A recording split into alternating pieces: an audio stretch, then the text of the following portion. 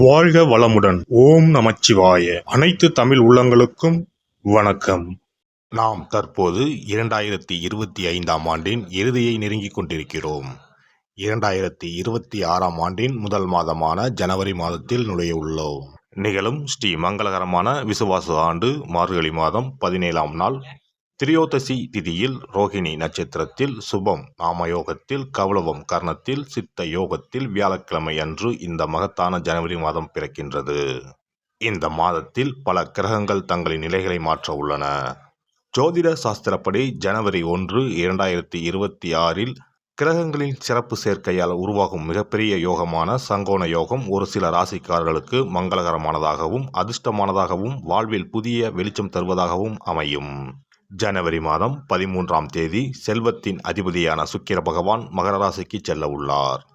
ஜனவரி மாதம் 15ஆம் தேதி கிரகங்களின் தலைவனாக கருதப்படும் சூரிய பகவான் மகர ராசிக்குள் நுழைய உள்ளார். ஜனவரி மாதம் 16ஆம் தேதி கிரகங்களின் தளபதியான செவ்வாய் பகவான் மகர ராசியில் சஞ்சரிக்க உள்ளார். இம்மாதம் அதாவது ஜனவரி 17ஆம் தேதி புதன் பகவானும் ஜனவரி 18ஆம் தேதி சந்திர பகவானும் மகர ராசிக்கு செல்ல உள்ளனர். இவ்வாறு ஜனவரி மாதத்தில் கிரகங்கள் தங்களின் ராசியை மாற்றுவதால் அதன் தாக்கம் அனைத்து ராசிக்காரர்களின் வாழ்க்கையிலும் காணப்படும். குறிப்பாக சில ராசிக்காரர்களுக்கு அதிர்ஷ்டம் பிரகாசிக்கப் போகிறது. இதன் விளைவாக தொழில் மற்றும் வணிகத்தில் நல்ல முன்னேற்றம் ஏற்பட போகிறது. அதே சமயம் ஆரோக்கியமும் சிறப்பாக இருக்கப் போகிறது. மேலும் சில ராசிக்காரர்களுக்கு கண்டமும் காத்திருக்கிறது. உயிர் போகும் ஆபத்து கூட வரலாம். எச்சரிக்கையாக இருக்கவும். யமனே எதிரில் வந்தாலும் சிவனின் அருள் இருந்தால் எதிலும் வெற்றி பெறலாம். சிவ வழிபாடு கர்ம வினைகளை அளிக்கும்.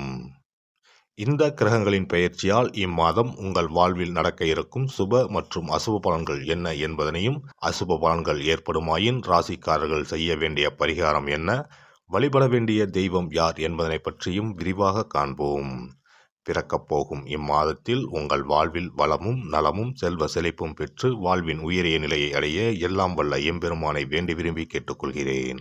பெரியவர்களுக்கு மதிப்பளித்து அவர்களின் ஆசிகளை பெற்று வாழ்வில் சாதனைகள் பல புரியும் சிம்ம ராசி அன்பர்களே, நீங்கள் உங்களை எதிர்ப்பவர்களை தக்க சமயத்தில் வெற்றி கொள்வீர்கள்.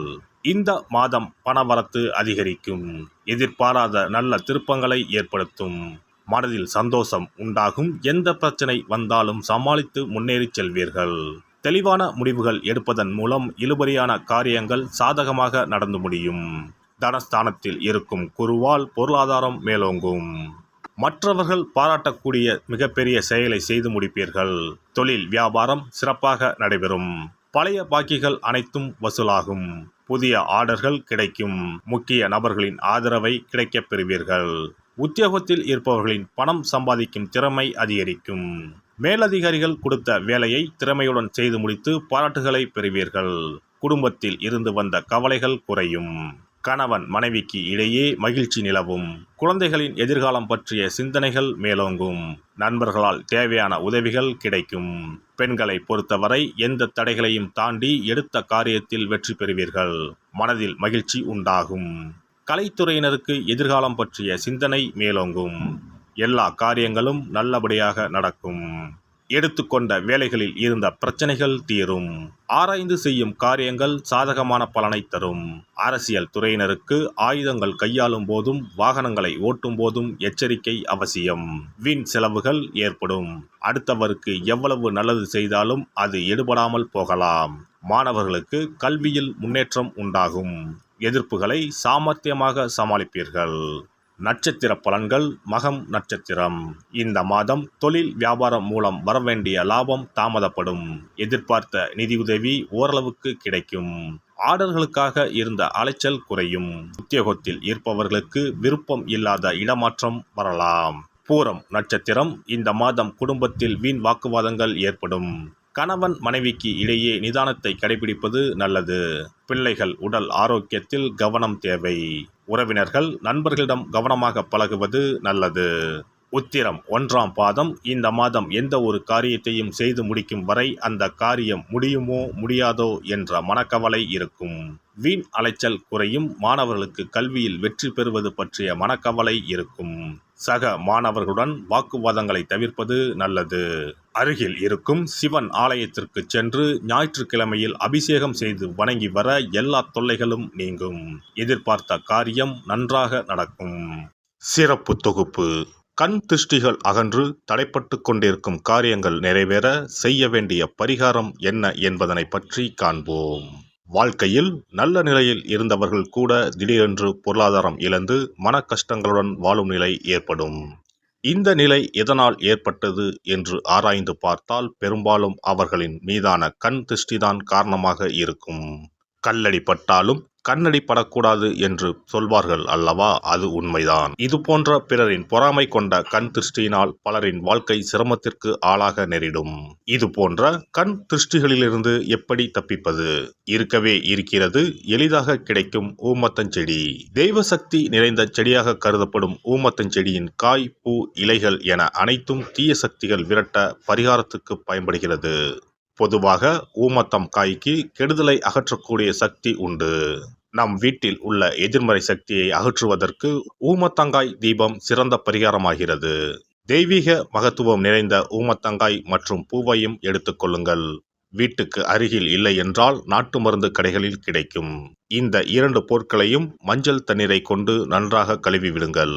சிறிது நேரம் அவற்றிலுள்ள ஈரம் போக ஆறவிட்டு பிறகு அவற்றை ஒரு மஞ்சள் துணியில் குலதெய்வத்தை வேண்டி ₹1 நாணயத்தோடு சேர்த்து முடிந்து வீட்டின் நிலைப்படியில் கட்டி தொங்க விடுங்கள். இந்த முடிச்சை வெள்ளிக்கிழமை அல்லது ஞாயிற்றுக்கிழமைகளில் தயார் செய்து வாசல் படியில் கட்டுவது சிறப்பு. தினமும் வீட்டில் தீபம் ஏற்றி காண்பிக்கும் போது இந்த முடிச்சுக்கும் காண்பிக்கவும். இதேபோல் ஊமத்தம் இலைகள் கிடைத்தால் அந்த இலைகளை சுத்தமான மஞ்சள் தண்ணீரில் கழுவிவிட்டு அவற்றை கொண்டு வீட்டில் இருக்கும் விநாயகருக்கு திங்கள் கிழமைகளில் தொடர்ந்து அர்ச்சனை செய்து வர வேண்டும். ஊமத்தம் பூவையும் விநாயகருக்கு சூட்டலாம்.